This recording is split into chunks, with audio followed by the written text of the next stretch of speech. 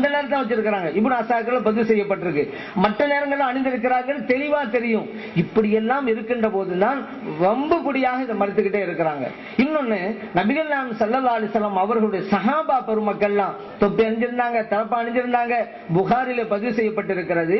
கடுமையான வெப்ப காலத்தில் தொழும் பொழுது நெற்றியை தரையில் வைக்க முடியாது, சுட்டரிச்சிரும். அதனால இவங்க எது செய்வாங்கன்னா, தலப்பா எடுத்து கட்டி வச்சிருக்கு, தொப்பியை எடுத்து கட்டி வச்சு சஜிதா செய்யும் போது நெற்றி அந்த தொப்பியிலையோ தலப்பாயோ வைப்பாங்க. அந்த அளவுக்கு சுடுமணலா இருக்கும். இது என்ன புரிகிறோம்? அவங்க எல்லாம் எப்பொழுதும் அணிந்திருந்தார்கள், தேவை என்று வருகின்ற போதுதான் கலட்டி இருக்கிறாங்க. அதனாலதான் மதபு சட்டம் சொல்லுது, ஒரு ஆளுக்கு தொப்பியே இல்ல, தொழுதாரு தொழு கூட தான் சொல்லுது. ஆனா முறை என்ன? ஸல்லல்லாஹு அலைஹி வஸல்லம் அவர்களாலும் சஹாபா பெருமக்களாலும் காட்டி தரப்பட்ட வழிமுறை என்ன? அதிகமான நேரத்தை அவங்க தொப்பி அணிந்துதான் தொழுது இருக்கிறாங்க அப்படின்னு தான் பாக்குறோம். தொப்பி போடாவிட்டாலும் தொழுவ கூட தானங்க செய்யும் அப்படிம்பாங்க. இப்ப நம்ம கேட்கிறோம், தொப்பி போட்டாலும் கூட தானே செய்யும்பா, ஏன் நீ வம்புபடியா போட மாட்டேன் நிக்கிற? தொப்பி போட்டு தொழுதாலும் கூட தானே செய்யும், போட வேண்டியதானே, ஏன் போட மாட்டேங்க? சரி, இறைவன் குர்ஆன் சொல்றான்ல, ஹுது ஸீனத்தக்கும் இன்த குல்லி மஸ்ஜிதின், பள்ளிக்கு வரும்போது அலங்காரத்தோடு வாங்க அப்படின்னு இறைவன் சொன்னானா இல்லையா? அவ சட்டை போறோம், ஏன் சட்டை இல்லாவிட்டாலும் தொழுவ கூட தான் செய்யும், ஏன் சட்டை போட்டு வர்ற வஹாபிகள் ஏன் வரணும்? அப்ப ஒரு அலங்காரத்துக்காக தானே. தொப்பி போட இன்னும் அலங்காரம் வரணும்னு இறைவன் சொல்லி இருக்கிறான்ல, இப்ப போட்ட வேண்டியதானே. இன்னொன்னு ஒரு கேள்வி வைக்கிறது, என்னங்க பள்ளிவாசல்ல எல்லாம் போர்டு எழுதி வச்சிருக்கிறாங்க, தொப்பி போடாதவர்களும் அதே போல விரல் ஆட்டக்கூடியவர்களும் பள்ளிக்கு வரக்கூடாது எழுதி வச்சிருக்கிறாங்களே. நம்ம சமுதாய மக்கள் விழிப்புணர்வு இருக்கிறார் என்பதற்கு இதான் அடையாளம். புறக்கணிக்கப்பட்டவர்கள் வரலாறுங்க இது. இன்னைக்கு வரலாறு அப்படிதான் எழுதப்படுது. எல்லா பள்ளிகளிலும் இந்த போர்டு மாற்றப்பட்டதுன்னு அர்த்தம். இந்த 21ஆம் நூற்றாண்டுல தமிழகத்தில் வஹாபிகள் சமுதாயத்தால் புறக்கணிக்கப்பட்டார்கள் அப்படிங்கிற அடையாளம். அதெல்லாம் சாதாரண விஷயம் இல்ல. இதுதான் வஹாபிகளும் கோபம், எல்லா ஊரும் எழுதி வச்சிருக்காங்களே.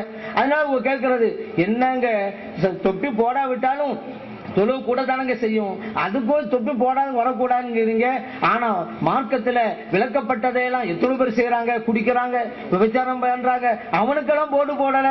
குடிப்பவன் மது அருந்தவன் பள்ளிக்கு வரக்கூடாது, அதை நீங்க போடல. வட்டி வாங்குபவன் பள்ளிக்கு வரக்கூடாது, அதை போடல. விபச்சாரம் செய்பவன் பள்ளிக்கு வரக்கூடாது, அதை போடல. அதுள்ள பெரும் பாவங்கள், அவன்லாம் வர்றான். ஆனா தொப்பி போடாவிட்டால் தொழுகு கூடத்தான் செய்யும், ஆனா தொப்பி போடாதவங்க கூட எழுதி வச்சிருக்கீங்களே அப்படின்னு நம்மளை பார்த்து கேள்வி கேட்கிறாங்க. உண்மையிலேயே இந்த கேள்வி நம்மளை பார்த்து வைக்கல, இறைத்தூதர் ஸல்லல்லாஹு அலைஹி வஸல்லம் அவங்கள பார்த்து வைக்கப்பட்ட கேள்விதான். எப்படின்னு கேட்டாக்கா, பள்ளியில எழுதப்பட்ட விஷயம் பள்ளி சம்பந்தப்பட்டது. ஒரு ஆள் மது அருந்துறான், பள்ளி சம்பந்தப்பட்டதா? ஒரு ஆள் வட்டி வாங்குறான், பள்ளி சம்பந்தப்பட்டதா? பள்ளியில எழுதப்பட்டது பள்ளி சம்பந்தப்பட்ட விஷயங்கள். பள்ளிங்கிறது தொழுகைக்காக, அந்த தொழுகையோடு சம்பந்தப்பட்டது தொப்பி போடுறது, விரல் அசைத்துங்கிறது அதோடு சம்பந்தப்பட்டிருக்கு. பள்ளி சம்பந்தப்பட்ட சட்டத்தை இப்படி சொல்லலாம் அப்படிங்கறத நபிகள் நாயகம் ஸல்லல்லாஹு அலைஹி வஸல்லம் சொல்லி காட்டுறாங்க.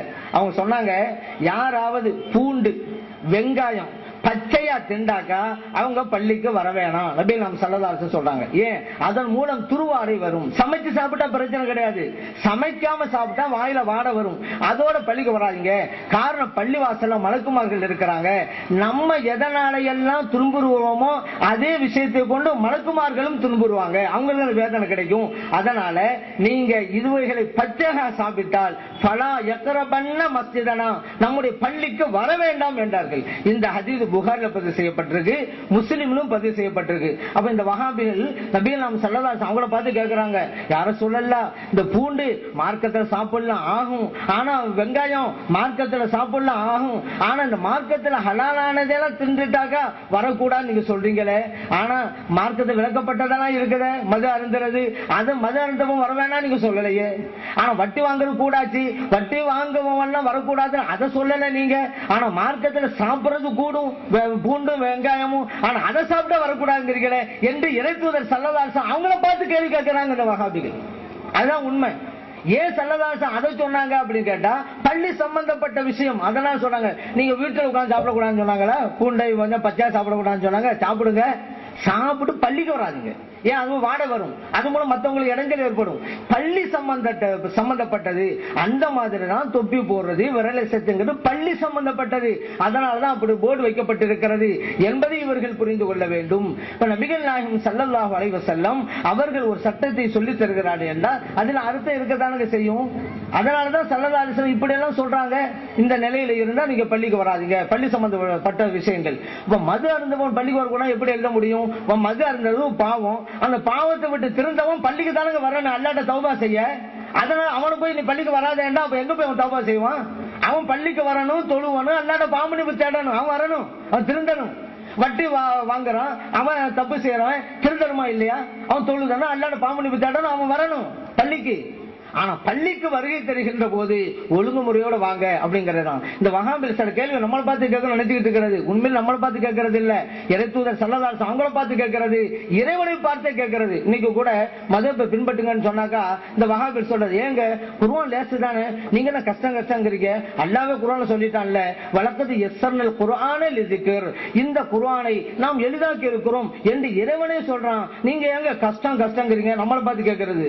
உண்மையிலே வெளிப்படையில நம்மளை பார்த்து கேட்டாலும் இது நமக்கு பார்த்து கேட்கப்பட்ட கேள்வி அல்ல, இறைவனை பார்த்து கேட்கறதுதான். எப்படின்னு கேட்டா அந்த இறைவன் தான் சொல்றான், இந்த குர்ஆனை எளிதாக்கி இருக்கிறோம் சொல்றான் இறைவன், அவன் தான் சொல்றான், வஅன்ஸல்னா இலைக்க ذிக்ர லிதுபையின லின்னாஸ், நபிகள் நாயகம் ஸல்லல்லாஹு அலைஹி வஸல்லம் அவர்களே, இந்த குர்ஆனை மக்களுக்கு நீங்கள் தெளிவுபடுத்தி காட்ட வேண்டும் என்பதற்காக உங்களுக்கு நாம் அருளி இருக்கிறோம்ங்கறான்.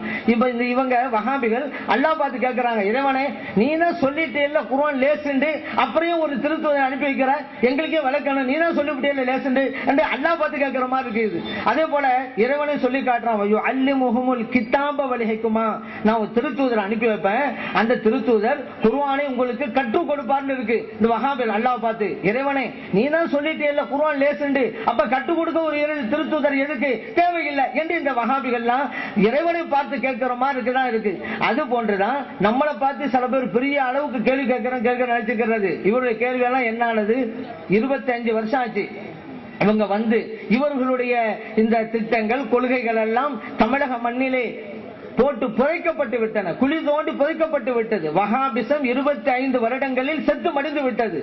அந்த காலத்துல அக்பர் கூட ஒரு அமைப்பு உண்டாக்குனாரு, தீனை இலாஹி அப்படின்னு, முகலாய மன்னர் அக்பர். அது இன்னைக்கு இருக்குதா? கிடையாது. அந்த மாதிரிதான் இவங்க இந்த வஹாபிகளும். ஆனா ஒரு வித்தியாசம் இருக்குதுங்க, அந்த அக்பர் தீனை இலாஹி அப்படின்னு ஒண்ணு உண்டாக்குனாரு, பேருக்கு அவர் கொண்டு வந்த கொள்கை சம்பந்தமே இல்ல. தீனை இலாஹினா இறைவனின் மார்க்கம்னு அர்த்தம். அந்த தீனை இலாங்கிற வார்த்தைக்கு இறைவனின் மார்க்கம்னு அர்த்தம். அவன் அக்பருடைய கொள்கைக்கு இறைவன் மார்க்கத்தை என்ன சம்பந்தம் இருந்துச்சு? அந்த மாதிரிதான் இந்த தௌஹீத் ஜமாத்துன்னு சொல்லிக்கிட்டு புது புது சட்டங்கள் கொண்டு வந்தாங்க. தௌஹீதுக்கும் இவங்க கொண்டு வந்த சட்டத்துக்கு சம்பந்தமே கிடையாது. ஆனா ஒரு வேறுபாடு, அக்பர் கொண்டு வந்த கொள்கையாவது அக்பருடைய மறைவுக்கு பின்னால் தான் அழிஞ்சு போனுச்சு. ஆனா இந்த வஹாபிகள் கொண்டு வந்த அந்த கொள்கைகள் எல்லாம் அவர்களுடைய கண் எதிரிலேயே செத்து மடிந்து கொண்டிருக்கிறது. அதுதான் ஒரு வித்தியாசம். அதே போல பாருங்க, ஒவ்வொரு சட்டமாக பெருசா நம்ம சொன்னாக்கா புகாரி இருக்கிறதா அப்படிங்கிறது, புகாரி பேரே தெரியாது. நம்ம சொல்லுவோம் சில கட்டங்கள்ல